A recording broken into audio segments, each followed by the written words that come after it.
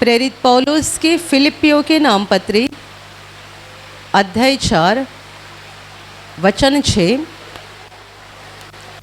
मैं पढ़ रही हूँ, ध्यान देकर सुनो। किसी भी बात की चिंता मत करो, परंतु हर एक बात में तुम्हारे निवेदन, प्रार्थना और विनती के द्वारा धन्यवाद के साथ परमेश्वर के सम्मुख उपस्थित किए जाए। Hallelujah, hallelujah, hallelujah, hallelujah, hallelujah, hallelujah, hallelujah. मेरे प्यारे भाइयों और बहनों, परमेश्वर का वचन हमें बता रहा है, किसी भी बात की चिंता न करो, परंतु हर एक बात में तुम्हारे निवेदन, प्रार्थना और विनती के द्वारा धन्यवाद के साथ परमेश्वर के सम्मुख उपस्थित किए जाए। Hallelujah, hallelujah, hallelujah, hallelujah. मेरे प्यारे भाई और बहनों, बाइबल इस बात को हमें बार बार सिखाती है और बात बात समझाती है कि हम इंसान हैं और हमारी ताकत से, हमारे दिमाग से, हमारी बुद्धि से हम किसी भी समस्याओं से या दुखों से बाहर नहीं आ सकते हैं। चिंता करके, परेशान होकर या व्याकुल बनकर हम अपने आप को किसी बंधन से या किसी दुख से या किसी समस्याओं से बाहर नहीं निकाल पा सकते हैं। और इसी बाइबल में परमेश्वर ने बार बार ये बात कही है कि हमें किसी भी बात की चिंता नहीं करनी चाहिए, बल्कि सारी बातों के लिए हमें परमेश्वर के ऊपर निर्भर होना चाहिए। Hallelujah, hallelujah, hallelujah, hallelujah. वचन हमें सिखा रहा है कि किसी भी बात की चिंता न करें, परंतु हर एक बात में, हर एक बात यानी आपकी जीवन की छोटी सी छोटी बात हो या बड़ी से बड़ी बात हो, हर एक बात में तुम्हारा निवेदन, तुम्हारी ज़रूरत, तुम्हें परमेश्वर की ओर से जो सहायता ज़रूरी है, ये सारे तुम्हारे निवेदन, प्रार्थना और विनती के द्वारा धन्यवाद के साथ परमेश्वर के सम्मुख यानी परमेश्वर के सामने उपस्थित किए जाए। Hallelujah, hallelujah, hallelujah, hallelujah. जैसे कि एक अच्छा परिवार होता है, अच्छा परिवार, माँ बाप, बच्चे दिन में एक बार, 2 बार या 3 बार सब इकट्ठे होकर बैठते हैं और सारी बातों की चर्चा करते हैं। ज़्यादातर रात के समय परिवार इकट्ठा होता है। पिताजी काम से लौटते हैं, बच्चे स्कूल कॉलेज से भी घर रहते हैं और सब परिवार मिलकर एक साथ बैठते हैं, खाना खाते समय बातें करते हैं या तो यूं ही बैठ के बातें करते हैं और पूरे दिन भर में क्या क्या हुआ, किसको कौन मिला, किसने क्या बताया, क्या परेशानी हो गई, अच्छी बात, बुरी बात, अच्छी खबरें, बुरी खबरें, सब रात के समय परिवार एक साथ मिलकर आपस में बातें करता है और एक दूसरे को बताता है। ये मैंने एक अच्छे परिवार का लक्षण बताया, क्योंकि बुरे परिवार तो भी बहुत है, कोई किसी से बात नहीं करता है और भयानक बात, हर कोई अपने अपने मोबाइल में व्यस्त हो गया है, मोबाइल में व्यस्त हो गया है। बाजू में बैठे हुए भाई के साथ, बहन के साथ, पिताजी के साथ, माँ के साथ बोलने के लिए और उनके साथ शेयर करने के लिए समय नहीं है। Hallelujah, hallelujah, hallelujah. पर जो एक अच्छा परिवार होता है, दिन में 1 बार या 2 बार तो कम से कम इकट्ठे बैठते हैं और दिन भर की बातें बोला करते हैं, अच्छी बातें भी और गलत बातें भी, बुरी बातें भी जो हो गई होगी वो सारी बातें बोला करते हैं। परमेश्वर हमारा पिता है, हम उसके बच्चे हैं, वो चाहता है कि हम हमारी ज़िंदगी की सारी बातें उसके सामने लाया करें, हम लाए, ये हमारा फ़र्ज़ है। कई सारे लोग ऐसा बोलते हैं, क्या परमेश्वर को हमारा दुख मालूम नहीं है? क्या उसे हमारी बीमारी मालूम नहीं है? क्यों ना वो हमें ठीक कर देता, क्यों ना वो हमारी परेशानी को निकाल देता। इस तरीके से बातें बोलने से काम नहीं बनता है। वो हमारा बाप है, हम उसके बच्चे हैं। वो हमारा सृष्टिकर्ता है, हम सृष्टि है। वो मालिक है, हम दास है। तो ये हमारा फ़र्ज़ है कि हमें उसके सामने आकर बैठना है हर दिन और अपनी ज़िंदगी की सारी बातें उसके सामने रखनी है। इसलिए बताया गया है, तुम्हारे निवेदन प्रार्थना और विनती के द्वारा धन्यवाद के साथ।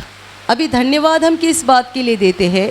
जो भी अच्छा हुआ है, जिसके द्वारा हमारे दिल को खुशी हुई है, जो भी आशीष हमें मिली है, धन्यवाद के साथ। यानी प्रभु ने तुम्हारे जीवन में जो आशीष दिए हैं, प्रभु ने तुम्हारे लिए जो भले काम किए हैं, बड़े काम किए हैं, उसके लिए उसका धन्यवाद भी करो। और आपको जिस सहायता की ज़रूरत है, आपको जो परमेश्वर से चाहिए, वो भी आपके सारे निवेदन प्रार्थना और विनती के द्वारा उसके सामने रखो। Hallelujah, hallelujah, hallelujah, hallelujah. जैसा कि एक जवान बेटा पिताजी घर पे आने के बाद उसके पास बैठता है और बोलता है, पापा आज मैं कॉलेज गया था, ऐसा ऐसा हो गया, ये हो गया, ये हो गया। पिताजी सारी बातें सुनता है और बेटे को कुछ सलाह देता है। हम अपने शारीरिक बाप के साथ इस तरीके से बर्ताव करते हैं, तो जो हमारा आत्मा और देह का बाप है और सनातन बाप है, सार्वकालिक बाप है, उसके साथ हमें कितना ज़्यादा करीब का रिश्ता रखना चाहिए।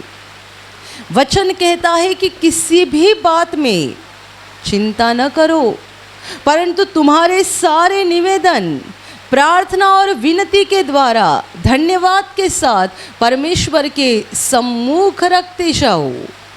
धन्यवाद भी करते जाओ कि उसने तुम्हारे लिए जो बड़े काम किए हैं, अद्भुत काम किए हैं, उसने तुम्हें जो आशीष दिए हैं, जिन कामों के द्वारा तुम्हारे दिल को खुशी मिल गई है, परमेश्वर के ऐसे काम, ऐसे आशीष जिनके द्वारा तुम्हारा दिल खुशी से भर गया है, धन्यवाद करो उसका। और आपको जिस बात की ज़रूरत है या जिस सहायता की ज़रूरत है, वो भी उसके सामने रखो, परमेश्वर को बताओ। क्योंकि बाइबल हमें सिखाती है कि हमें सच्ची सहायता स्वर्ग से मिलती है, हमें सच्ची मदद स्वर्ग से मिलती है। और जब स्वर्ग से हमारी सहायता हो जाती है, दुनिया की कोई भी ताकत उस सहायता को रुका नहीं सकती है। Hallelujah, hallelujah, hallelujah, hallelujah. मनुष्यों का जीवन हर प्रकार के दुख, दर्द, बीमारियां और समस्याओं से घिरा हुआ रहता है। हमारे ज़िंदगी में एक दो दिन अच्छे जाते हैं, बाद में दुख के दिन शुरू होते हैं। लंबा समय दुख का रहता है, वो ख़त्म होने से पहले थोड़ी बहुत खुशी आती है। खुशी का दिन ज़्यादा समय रहता नहीं है, खुशी के दिन ज़्यादा चलते नहीं है, तब तक दुख का समय शुरू होता है। दुख और खुशी साथ साथ मनुष्य के जीवन में चलती रहती है और हमेशा मनुष्य का ध्यान खुशी के बातों से ज़्यादा दुख की बातों की ओर ज़्यादा रहता है। बीमारी, परेशानी, संकट, प्रभु ने हमें आशीष क्या दिए हैं, उसके ऊपर हमारा ध्यान कम रहता है। और हमारे जीवन में दुख क्या है, समस्याएं क्या है, परेशानियां क्या है, उस पर हमारा ध्यान ज़्यादा लगा हुआ रहता है। और उसी कारण हम हमेशा चिंतित रहते हैं। कितने सारे लोगों का चेहरा तो ऐसा रहता है कि लगता है ये ज़िंदगी में कभी हंसे ही नहीं होंगे। उनके चेहरे पे ज़रा भी हंसी नहीं होती है। पता नहीं कैसी ज़िंदगी वो काटते हैं, पर उनको कभी हंसी ही नहीं आती है। मतलब क्या है, वो उनकी आत्मा के ऊपर एक बड़ा बोझ लेकर चल रहे हैं, जो वो खुद उठा नहीं सकते हैं। हम कमज़ोर इंसान हैं, हम अपना बोझ खुद नहीं उठा सकते हैं, और इसीलिए हमारा बाप हमें बता रहा है, मेरे हाथ में दे दो, मैं तुम्हारा बोझ उठाऊंगा, मैं तैयार हूँ। पर हमें लगता है क्या पता वो बोझ उठाएगा कि नहीं, क्या पता वो हमारे बोझ को हल्का करेगा या नहीं, और इसीलिए कितने सारे लोग अपना बोझ खुद उठा के चल रहे हैं और उनके चेहरे पे ज़रा भी हंसी नहीं रहती है। Hallelujah, hallelujah, hallelujah, hallelujah, hallelujah. बहुत साल पहले हम महाराष्ट्र के एक ज़िले में प्रार्थना के लिए गए थे। तभी ब्रदर प्रवचन दे रहे थे, और प्रवचन ख़त्म होने के बाद जब वो परमेश्वर का सामर्थ दिखा रहे थे, तब सामने के कितने सारे लोग परमेश्वर के सामर्थ के द्वारा हंस रहे थे, बड़े ज़ोर ज़ोर से हंस रहे थे। प्रभु का आत्मा उनको हंसा रहा था। जब ये चल रहा था, पीछे से एक जवान व्यक्ति उठकर आगे आ गया, मंच के सामने आया और उसने ब्रदर से कहा, ब्रदर जी मुझे कृपा करके हंसाइए, मुझे हंसना है, क्योंकि मेरे जीवन में इतना बड़ा दुख है कि कितने सालों से मैं एक बार भी हंसा नहीं हूँ। जवान मनुष्य था, मुझे लगता है कि 35 के आसपास उसकी उम्र रहेगी, और वह कहता है कितने सालों में मैं ज़रा भी हंसा नहीं हूँ, मेरी ज़िंदगी बड़ी परेशानी से भरी हुई है, कृपा करके मुझे हंसा दीजिए। वो सामने स्टेज के नीचे खड़ा था और ब्रदर को विनती कर रहा था। ब्रदर ने उनके सर के ऊपर हाथ रख के प्रार्थना की। ये भाई ने भी बड़े विश्वास के साथ हाथ जोड़ के आंखें बंद करके उस प्रार्थना को ग्रहण किया। जब ब्रदर ने उसके सर के ऊपर हाथ रख के प्रार्थना किया, कुछ हुआ नहीं। वो ना हंसे, ना गिरे, ना हिले, ना कांपे, कुछ नहीं हुआ। ब्रदर ने जैसे हाथ निकाला, वो जाके पीछे अपनी जगह पे बैठ गए। 8-10 महीना के बाद दोबारा हम उसी जगह पे प्रार्थना के लिए गए थे, और दोबारा बहुत लोग आए हुए थे। जब ये गवाही का समय शुरू हो गया, वो मनुष्य गवाही देने के लिए आ गया, और उसने कहा, इसी जगह पे यही ब्रदर 8 महीना पहले प्रार्थना लेने के लिए आए थे। तब मेरा जीवन ऐसा दर्द से भरा हुआ था। मैंने यहाँ के भाई बहनों को पवित्र आत्मा के सामर्थ्य से हंसते हुए देखा, और स्टेज के पास आकर ब्रदर से विनती किया था कि मुझे हंसना है, मुझे हंसाओ। और उन्होंने मेरे लिए तभी प्रार्थना की थी, पर तब मुझे कुछ महसूस नहीं हुआ। वो आगे कहता है, पर उस दिन से मैं घर पे गया ना, तब से आज तक मैं हंस रहा हूँ। Hallelujah, hallelujah, hallelujah. वो कहता है, जिस दिन ब्रदर ने मेरे लिए यहाँ प्रार्थना की, उस घड़ी यहाँ कुछ हुआ नहीं, मुझे खुद भी कुछ शरीर में अनुभव नहीं हुआ, पर मैं घर गया, तब से पता नहीं मेरे दिल में ऐसी खुशी आ गई, मैं हंसते गया, आज तक मैं हंस रहा हूँ, और ऐसा लग रहा है कि मेरे जीवन के ऊपर कभी कोई बोझ नहीं था, परमेश्वर ने मेरे बोझ को हल्का कर दिया है। Hallelujah, hallelujah. क्यों हमें इतना सारा बोझ उठाना है? हम क्या कर सकते हैं? अपने बोझ को उठाकर हम क्या कर सकते हैं? Hallelujah, hallelujah. हमारा बोझ इतना भारी है, इतना भारी। मैं हमेशा लोगों को बोलती हूँ, जब कोई मनुष्य के पीठ के ऊपर एक बड़ा भारी बोझ दिया जाता है, किसी के चावल की या कोई अनाज की गोनी दी जाती है, वो उठाकर लेकर चलता है। 50 किलो या 60-70 किलो का भार उसके पीठ के ऊपर है, और वो ऐसा झुककर चलता है। तभी वो चलता नहीं, दौड़ता है, और दाहिने बाएं और कहीं नहीं देखता। वो जब उसके ऊपर, उसके पीठ के ऊपर जब इतना भारी बोझ होता है, वो दौड़ता है निशाने की ओर, जहाँ उसको ये बोरी उतारना है। जब तक ये उतारी नहीं जाती, उसका ध्यान कहीं नहीं जाता। वो ना दाएं बाएं और देखता, कहीं नहीं देखता, किसी के साथ बातें करने के लिए रुकता नहीं है, किसी के साथ चर्चा करने के लिए रुकता नहीं है, क्योंकि उसका ध्यान कहाँ है, मुझे वहाँ उस दूर जाकर इस बोझ को उतारना है। जब ये उतरेगा मैं हल्का हो जाऊंगा, तो मैं आराम पाऊंगा। जब तक ये मेरे कंधे पर या पीठ पर है, मेरे को सुकून नहीं है। Hallelujah, hallelujah. बिल्कुल वैसा ही मनुष्यों का जीवन बन गया है। इतना बड़ा बोझ लेकर चल रहे हैं, सालों साल सालों साल। लोग हंसते नहीं हैं, हंसते भी नहीं हैं और झगड़ा भी बहुत करते हैं। कितने सारे लोग बोलते हैं टेंशन की वजह से गुस्सा आता है। भाई साहब, आपको टेंशन लेने के लिए बोला किसने है? जहाँ चिंता बोला गया है ना, वो आपकी भाषा में टेंशन है। आप चिंता शब्द को नहीं समझ पा रहे हैं, तो आपका शब्द मैं इस्तेमाल कर रही हूँ, टेंशन। लोग बोलते टेंशन बढ़ता है ना तो गुस्सा आ जाता है, किसी की बात बर्दाश्त नहीं होती है, टेंशन आ जाता है, घर में झगड़ा होता है। कोई भाई कहते टेंशन आ जाता है, शराब पी लेता हूँ। आपको टेंशन लेने के लिए किसने बोला है?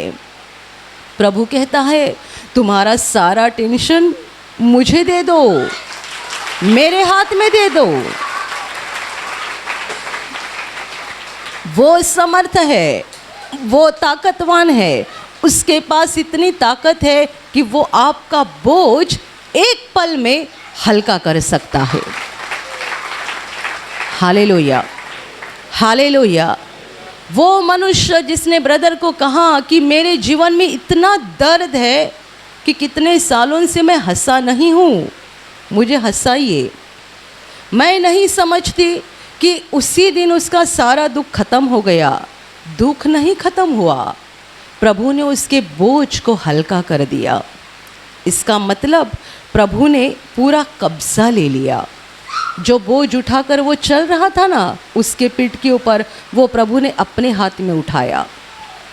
और जो समस्याएं, जो परेशानियां उसके जीवन में थी, प्रभु ने धीरे धीरे धीरे धीरे धीरे धीरे करके निकाली। पर सबसे पहली बात किया, उसको हल्का कर दिया। और जब वो हल्का हो गया, वो खुशी से हंसने लगा, क्योंकि जब मनुष्य हल्का हो जाता है तभी उसके दिल में स्वर्ग की खुशी और शांति आ जाती है।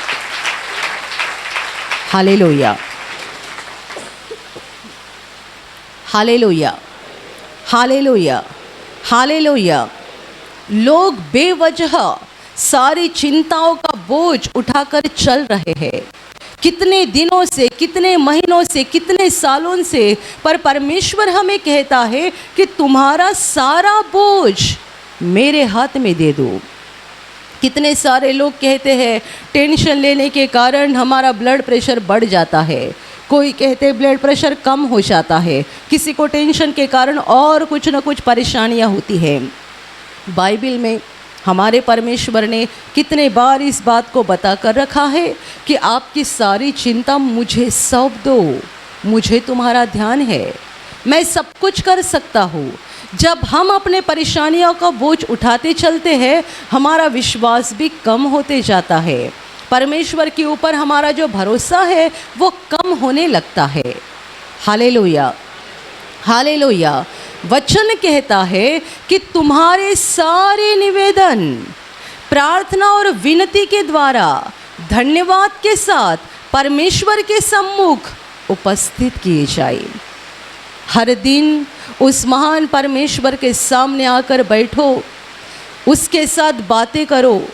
उसने तुम्हें जो आशीष दिए हैं, जिसके द्वारा तुम्हारा दिल खुशी से भर गया है, उन सारी बातों के लिए उसका धन्यवाद करो। और उसे बताओ तुम्हारी ज़रूरतें क्या है, उसे बताओ तुम्हारा टेंशन क्या है, उसे बताओ तुम्हारी परेशानियां क्या है, बीमारियां क्या है, दर्द क्या है। एक बार तुमने अपना पूरा बोझ उसके हाथ में दे दिया, आप प्रार्थना के बाद महसूस करोगे कि अभी हल्का लग रहा है। क्यों हल्का लगने लगा? बोझ प्रभु ने ले लिया। और प्रभु कहता है तूने मेरे हाथ में बोझ दिया ना, अब से मैं देख लूँगा, अब से मैं देख लूँगा। शांति में रहे, खुशी में रहे, तेरी समस्याओं को, तेरी बीमारियों को, तेरे दुखों को निकालने का काम मैं करूँगा। Hallelujah, hallelujah. ये ध्यान में रखना कि जब वचन हमें कहता है कि किसी भी बात की चिंता ना करो, ये वचन जब हमें कहता है तब आगे कुछ सॉल्यूशन भी दिया गया है, इलाज भी दिया गया है। ऐसा नहीं कि कितने सारे लोग बोलते मेरा विश्वास है, मेरा विश्वास है, और विश्वास है करके छोड़ देते हैं, प्रार्थना तो करते नहीं हैं। एक बहन ने गवाही दी थी, वो प्रार्थना में तो आती थी पर खुद कभी घर प्रार्थना नहीं करती थी। वो ना घर में प्रभु के सामने बैठती थी, ना प्रार्थना करती थी, ना प्रभु के साथ समय बिताती थी। हर सप्ताह प्रार्थना में तो आती थी पर प्रभु के साथ समय नहीं बिताती थी। उससे कुछ तो बीमारी हो गई, बहुत समय तक ये बीमारी चलते गई, और एक दिन प्रभु ने उसे कहा तुम प्रार्थना क्यों नहीं करती हो, प्रार्थना करना शुरू करो। ये बहन को तब एहसास हो गया कि हाँ, मैं प्रार्थना नहीं करती हूँ, मैं बस जाके वहाँ हालेलुया करके घर पे आती हूँ, पर घर पे बैठती नहीं, प्रभु के सामने समय नहीं बिताती, प्रभु के साथ बातें नहीं करती। उसे इस बात का एहसास हो गया कि मैं प्रार्थना में समय नहीं बिताती, और उसने प्रार्थना करना शुरू किया। और जैसे ही उसका प्रार्थना करना शुरू हो गया, प्रभु का अनुग्रह हो गया और उसे अपनी बीमारी से चंगाई मिल गई। Hallelujah, hallelujah, hallelujah, hallelujah. वचन कहता है कि किसी भी बात की चिंता ना करो, पर आगे सॉल्यूशन दिया है, इलाज दिया है, वो भी करना ज़रूरी है। वरना आप मोबाइल में गेम खेलते रहेंगे और बोलेंगे प्रभु ने कहा है, चिंता नहीं करनी चाहिए। कोई बेटा काम पे नहीं जा रहा है, घर में यूं ही बैठा है, मोबाइल देख रहा है, उसकी माँ उसको बोलती है बेटे क्या कर रहा है, कुछ तो काम धंधा ढूंढना, तुझे कोई चिंता नहीं है, तुझे नौकरी नहीं है, कितने महीनों से घर पे बैठा है। और बेटा जवाब देगा नहीं नहीं, प्रभु ने बोला है चिंता मत करना। अच्छा, प्रभु ने बोला है चिंता मत करना, और आगे ये बोला है कि मोबाइल देखते बैठना, चिंता मत करना टीवी देखते बैठना, चिंता मत करना खेलते बैठना, चिंता मत करना दूसरों के साथ दुनिया भर की बातें बोलते रहना, चिंता मत करना दोस्तों के साथ यहाँ वहाँ घूमते रहना। चिंता मत करना ये आधा वचन है, पूरा वचन ये है चिंता मत करना, परंतु हर एक बात के लिए तुम्हारे निवेदन, प्रार्थना और विनती के द्वारा धन्यवाद के साथ परमेश्वर के सम्मुख उपस्थित किए जाए। ये पूरा वचन है। Hallelujah, hallelujah. किसी भी बात की चिंता ना करो, ये आधा वचन है। कई लोग अपने फ़ायदे के लिए आधा वचन उठाते हैं और बोलते हैं चिंता नहीं करनी चाहिए ना, इसके लिए मैंने सब कुछ छोड़ दिया है। आपने चिंता छोड़ दिया, अच्छी बात है, पर आप प्रभु के सामने बैठते हैं क्या? यदि आपको नौकरी नहीं है, आप 1 साल 2 साल यूं ही घर में बैठे हुए हैं, तो आप बताइए कि आप दिन में कितना घंटा प्रार्थना में समय बिताते हैं? आप कितने घंटे बाइबल को पढ़ते हैं? कितने बार परमेश्वर के साथ बातें करते हैं? आप प्रार्थना भी नहीं करते हैं, बाइबल भी नहीं पढ़ते हैं, परमेश्वर के साथ समय नहीं बिताते हैं, और ऊपर से आप बोलेंगे प्रभु ने कहा है चिंता नहीं करनी चाहिए। तो आप परमेश्वर को नहीं, अपने आप को ही फंसा रहे हैं। Hallelujah, hallelujah, hallelujah. कई जवान लड़के लड़कियां मुझे कहते हैं सिस्टर जी मेरे लिए प्रार्थना करो, हाँ मेरा ये काम हो जाए, मेरे लिए प्रार्थना करो, मेरा वो काम हो जाए। तब मैं उनको कहती हूँ मैं प्रार्थना करूँगी, आप क्या करेंगे? बताइए पहले आप क्या करेंगे? मैं आपके लिए प्रार्थना करूँगी, आप मोबाइल में व्यस्त हो जाएंगे। मैं आपके लिए प्रार्थना करूँगी और आप घर बैठे टीवी देखेंगे। आप भी घुटना टेको, आप भी प्रार्थना करो परमेश्वर के पास। मैंने आपके लिए जो प्रार्थना किया वो वेंटिलेटर के समान बन जाएगा, पर जब वेंटिलेटर निकाला जाएगा, इंसान ने खुद नहीं सांस लिया तो मर जाएगा। हमारी प्रार्थना आपके लिए एक वेंटिलेटर के समान काम करती है। मैं कितने बार आपको ये बता चुकी हूँ, जब प्रार्थना ख़त्म होती है, हमारे भाई बहन आपके सर के ऊपर हाथ रख के प्रार्थना करते हैं। मैं कितने बार ये बोल चुकी हूँ, सबों को आशीर्वाद के लाइन में खड़े होने की ज़रूरत नहीं है। जो पहली बार आए हैं, नए हैं, जो प्रभु के बारे में अनजान है, आप उस लाइन में खड़े होकर आशीष ले सकते हैं। और ऐसे भाई बहन, यदि आपके जीवन में कोई बड़ी ही समस्या है, बड़ा ही दुख है और आपको ज़रूरत ही लग रही होगी, तो ही आप वहाँ खड़े रहना, वरना आशीर्वाद के लाइन में खड़े मत होना। क्योंकि हमने आपको सिखाया है, आप खुद प्रभु के पास मांगो, आप खुद मांगो, आप खुद प्रार्थना करो, वो आपकी सुनेगा और आपको जवाब देगा। Hallelujah, hallelujah. क्योंकि कई लोगों को आदत होती है, चर्च में कितने सालों से आते हैं, 10 साल हो गया, 5 साल हो गया, हर सप्ताह आएंगे, ब्रदर जी मेरे लिए प्रार्थना करो, सिस्टर जी मेरे लिए प्रार्थना करो। आज दाहिना पैर दुख रहा है, अगले सप्ताह बायां पैर दुख रहा है, उसके अगले सप्ताह कमर में दर्द हो रहा है, 1 महीने के बाद सर में दर्द हो रहा है। आपके हर बार यही बोलते जाएंगे, मेरे लिए प्रार्थना करो, ब्रदर मेरे लिए प्रार्थना करो, सिस्टर मेरे लिए प्रार्थना करो। ये कब तक चलेगा?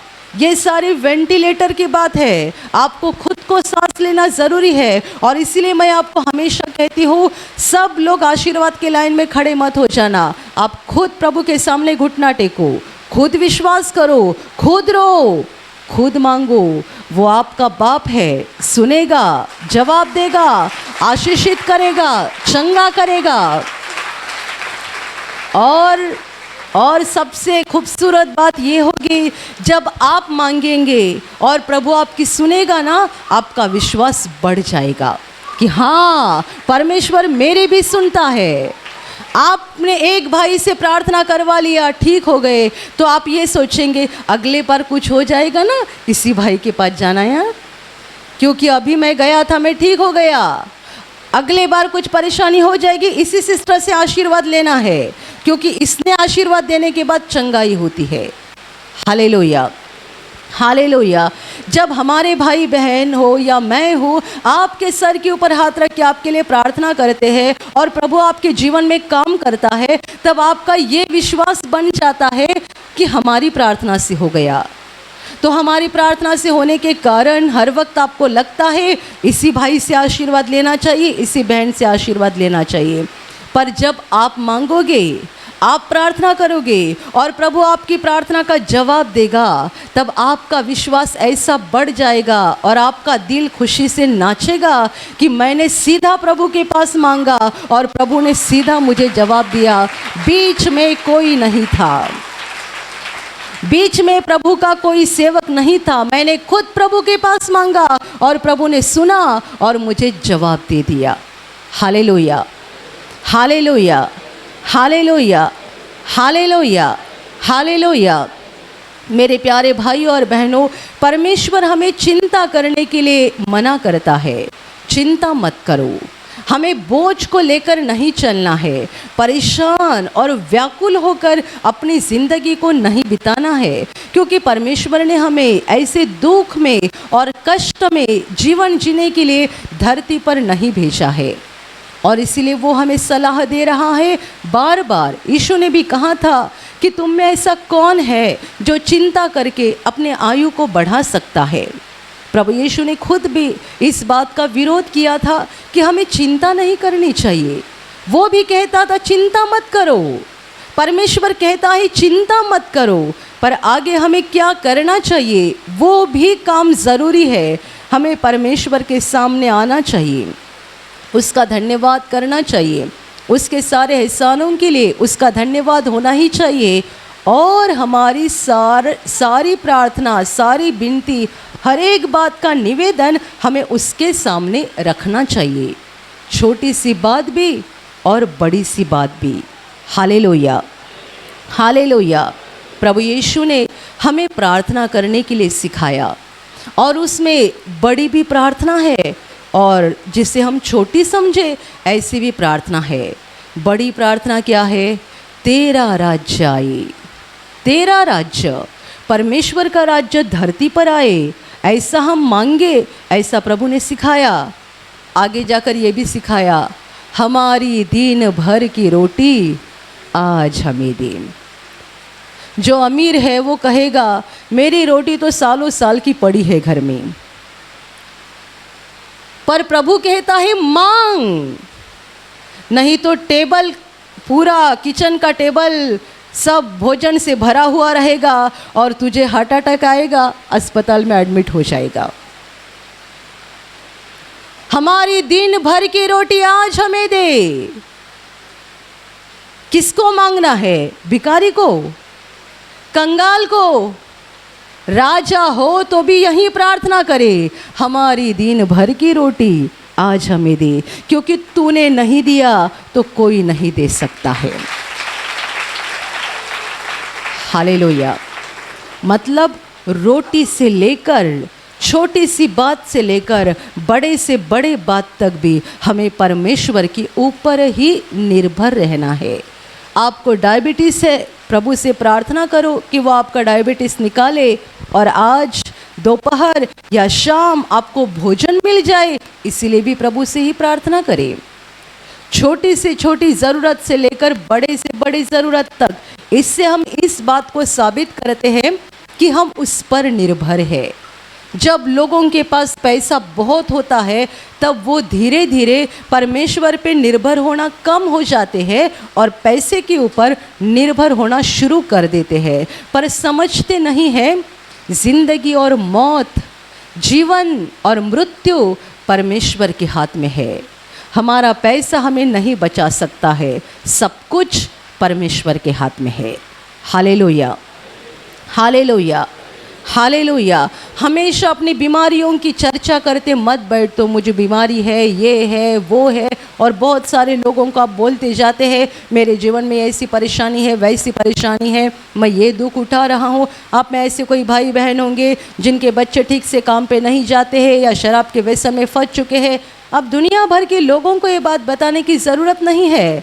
सबसे अच्छा काम, प्रभु के चरणों के पास बैठो, हर दिन प्रभु के सामने बैठो, आंसू बहाओ, रो, प्रभु के पास रो, उसके सामने अपना मन खोल दो, उसे अपने मन की बात बताओ, प्रभु के सामने अपनी विनती बताओ। 1 दिन, 2 दिन, 1 सप्ताह, 1 महीना, 3 महीना, वो समय ज़रूर आएगा जब प्रभु स्वर्ग से आपको सहायता भेजेगा और आपके बेटे को छुटकारा देगा और आपका बेटा एक अच्छा व्यक्ति बन जाएगा।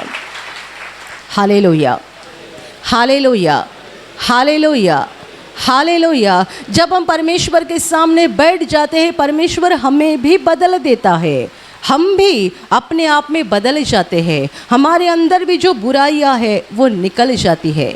मेरे प्यारे भाई और बहनों, इस बात की अपने आप को आदत लगाओ। जैसा कि मैंने कहा, शाम के समय पूरा परिवार इकट्ठा होकर आपस में बातचीत करते हैं, वैसे अपने आप को इस बात की आदत लगाओ, दिन में कम से कम 1 बार तो परमेश्वर के सामने आकर बैठे और बहुत समय तक परमेश्वर के सामने बैठकर उसके साथ बातें किया करें, प्रार्थना करें, धन्यवाद करें। आप ये हर दिन करते जाएंगे ना, आपका जीवन बदलते जाएगा।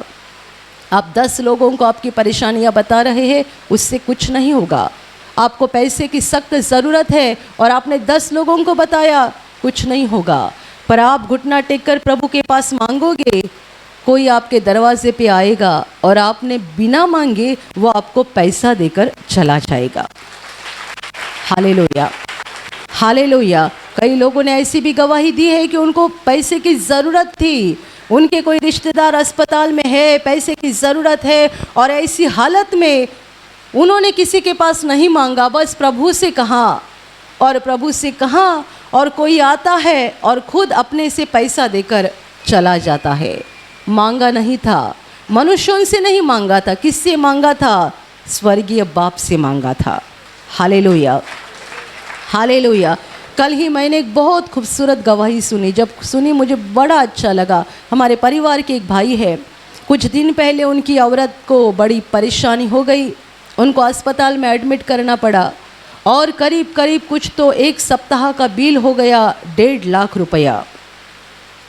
ये भाई उसी अस्पताल में काम करते हैं और बड़े परेशान हो गए और उन्होंने सोचा ऐसा वो अस्पताल है, बड़ा अस्पताल, उनको मालूम था कि पूरा बिल उनको भरना है।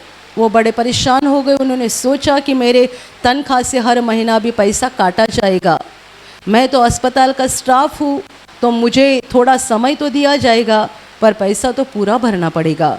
तो अभी हर महीना पगार से पैसा काटा जाएगा, तो बचे हुए पगार में मेरा घर कैसा चलेगा, सोच रहे थे। और तब उनकी पगार हो गई।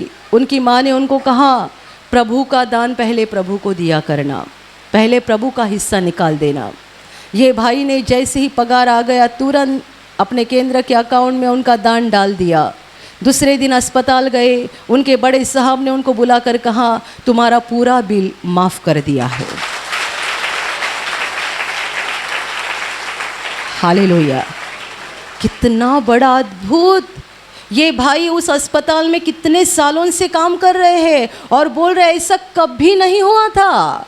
अस्पताल के स्टाफ को भी सारा चार्ज भरना पड़ता है उनके घर के लोगों के इलाज के लिए। ये पहली बार मेरे साथ हो गया। इतना बड़ा फी था। दूसरे दिन बुलाकर कहा गया कि तुम्हें बिल भरने की ज़रूरत नहीं है, तुम्हारा बिल माफ़ हो गया है। हालेलुया! हालेलुया! सच्ची सहायता मनुष्य से नहीं, स्वर्ग से आती है, परमेश्वर की ओर से आती है। मांगो उसके पास, उसके सामने बैठो, घुटना टेको, आंसू बहाओ, रो, अपना दिल उसके सामने खोलते जाओ, उसको अपनी समस्याएं बताते जाओ, प्रार्थना करते जाओ, विनती करते जाओ और सारे आशीषों के लिए धन्यवाद देते जाओ। हर दिन ये करते जाओ, आपकी ज़िंदगी बदल जाएगी। आपके दिल में विश्वास बढ़ते जाएगा कि सचमुच परमेश्वर मेरा बाप है, वो मेरी सुनता है, मुझे जवाब देता है। आपका दिल, आपका जीवन खुशी से भर जाएगा और इस जीवन के बाद हम स्वर्ग के अनंत जीवन में प्रवेश करेंगे। हालेलुया! हालेलुया! हालेलुया! और अभी प्रार्थना करने का समय है। आप विश्वास करो कि एक पल में प्रभु यीशु आपको छूकर चंगाई देगा। एक पल में वो आपके जीवन का दुख निकाल देगा और आपके आंसुओं को खुशी में बदल देगा, क्योंकि उसके लिए असंभव कुछ नहीं है, अनहोनी बात एक भी नहीं है। प्रभु यीशु आज भी जिंदा है। 2000 वर्ष पहले वो शरीर रूप में धरती पर था, आज शरीर रूप में नहीं बल्कि आत्मा के रूप में है और दुनिया के कोने कोने में जहाँ जहाँ लोग विश्वास के साथ उसको पुकारते हैं, उसके पास प्रार्थना करते हैं, उन सबों की पुकार को प्रभु सुनता है, उन्हें चंगा करता है, उनके आंसुओं को पोंछ देता है और उनके जीवन को खुशी से भर देता है। आप भी इसी विश्वास के साथ आपके बीमार भाग पर हाथ रखो और यदि वहाँ हाथ नहीं रख सकते हैं तो अपने सीने पर हाथ रखो। प्रभु यीशु के नाम से इसी क्षण आपके शरीर की सारी बीमारियां निकल जाए। यीशु के नाम से आपके जीवन का सारा दुख निकल जाए। शैतान का हर एक काम आपके जीवन से और आपके परिवार से पूरी तरह से नष्ट हो जाए। यीशु के नाम से, प्रभु यीशु के नाम से शैतान का सारा काम आपके जीवन से नष्ट हो जाए। सारी दुष्ट आत्माओं को प्रभु यीशु के नाम से मैं आज्ञा दे रही हूँ, इसी क्षण इन्हें छोड़कर निकल जाओ और वापस उनमें नहीं आना। इसी क्षण प्रभु का महान सामर्थ आपके ऊपर आ जाए। प्रभु का महान सामर्थ आपके ऊपर आ जाए। प्रभु का महान सामर्थ आपके ऊपर आ जाए।